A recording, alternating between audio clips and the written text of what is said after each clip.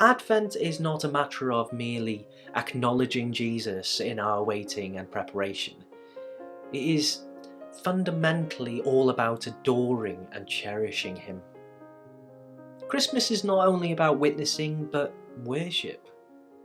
So the carol, "Come all ye faithful," we are told to come, joyful and triumphant. Come, let us adore him. To come joyfully, triumphantly and faithfully, to adore our Christ. But beware not to put restrictions on anyone coming to adore the King of Kings. This has been something we've spoken about over the last couple of days. At Jesus' birth, it wasn't the supposed squeaky clean religious elites who bowed the knee in worship. Instead, they stood aloof, indifferent with apathy, while the supposed uncivilized and uncultured, uneducated and social lower classes streamed in to adore him. Needless to look no further than the Magi to re-examine our hearts and prejudices towards what the carol is saying and our understanding of the faithful. It is wrong, or an overestimation, to call them three kings, or to put a positive spin on it to call them wise men. But we shouldn't forget that they were more likely sorcerers, looking into the skies rather than into Scripture. But by the grace of God, he comes to them through the very channel of their sin, a star. God's intention of Jesus' birth was to make these wizards into worshippers. He is claiming sheep from the very priestly background of pagan religion. We mustn't miss this vital message of the Magi. If sinners like these can approach the Christ and fall in worship, so can we and all who turn their eyes upon him. Picture it, these pagan astrologers, flat on their faces in adoration. It's a stunning image and declaration that all sinners are welcome to bow in worship and be made new. Who are we to turn others away? These well-worn and known verses in Matthew of the Magi adoring the Jewish Messiah, Matthew seems to become overexcited. His words stacking joyous language one upon the other. The Magi didn't just rejoice, they were overjoyed. It wasn't joy at reaching the end of their journey, it was an overwhelming, uncontainable joy at the revelation of seeing and looking into the eyes of this baby King of Kings. We are introduced to shepherds in chapter 2 of Luke's Gospel, and it would be reasonable to assume that they would have been the more joyous than the Magi. The Magi would probably, or should have been, calmer and more collected. And yet this isn't so. It is palpable in Matthew 2. It is attention-grabbing and explosive. Look at the difference in the accounts of the people types. In Luke chapter 2 verse 10, when the angels announced good news of great joy that will be for all the people, notice the response of the shepherds in verse 20. They returned glorifying and praising God for all they had seen and heard. Yet in Matthew, the wicked wizards were overjoyed.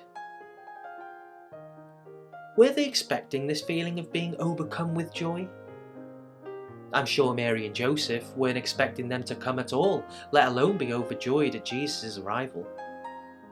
You see, is it possible to disconnect joy from the revelation and advent of the Son of God? I don't think so, because it is a heart that realizes the meaning behind his coming, even if it isn't a full picture yet. Yet their being overcome with joy was the heart of their worship. It was the essence of their worship. It wasn't just their physical presence or actions. Their heart was dancing, their heart was connected in spirit and truth in worship. An interesting question to ask is that when Matthew tells us that the Magi worshipped this child, what did he mean by it? Did they know that this was God himself in the flesh? Were they worshipping this child as the God-man? It is entirely plausible to consider their worship to be an offering to one whom they anticipated would become a great earthly king. Perhaps that's what they understood at the Balaam's prophecy in Numbers 24:17. A star will come out of Jacob, a scepter will rise out of Israel. Perhaps the Magi subscribed to the tradition informed by the Jews in exile in Babylon generations before. To assume this, though, would do a disservice to the salvific nature of God and his grace and spirit. Therefore, there must be more going on here than merely paying homage to an earthly king. If Matthew had just written bow down, that would have been understandable after their long journey. However, they bowed down and worshipped. Bowing down is a physical posture, but the word worship signifies something more, something deeper. Worship arises from the depth of the heart. The Magi recognize this newborn as a king who will reign not merely over Israel, but the whole world, concluding that this bowing down in worship is their acknowledgement of his kingship over them, making them his subjects, even though they are not Israelites. The Magi are worshipping despite them even knowing the full extent of the personhood they are in the presence of.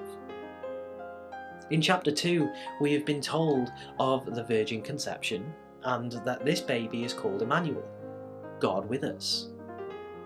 We are also told that he will save his people from their sins. And then Matthew will continue to unfold the mysteries and surprising story of how this child, born a king, will walk an agonizing path to his cosmic reign. This excruciating path to the cross and his nailing to a Roman cross on his path to glory. We Christians today certainly know more than the Magi or the shepherds, so we have all the more reason to adore him. Shouldn't we then come to Christmas with even greater joy, even more than these enthusiastic Magi? We must certainly not come with less. We must be proactive and intentional. We must make every effort to avoid becoming or being similar to those scrupulous Jerusalem religious elites who knew their scripture but wouldn't bow the knee. We come hopefully in full knowledge that we are sinners and come as struggling, unclean, unimpressive sinners just like the Magi, the astrologers. This should be joyous and not joyless, not obligation but voluntarily, not coerced but freely.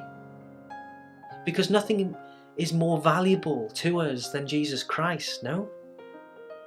Jesus is marvelously merciful, grace incarnate. Because Jesus came to seek and to save the lost, to heal the sick and call sinners, to serve the spiritually broken, to destroy the works of the devil.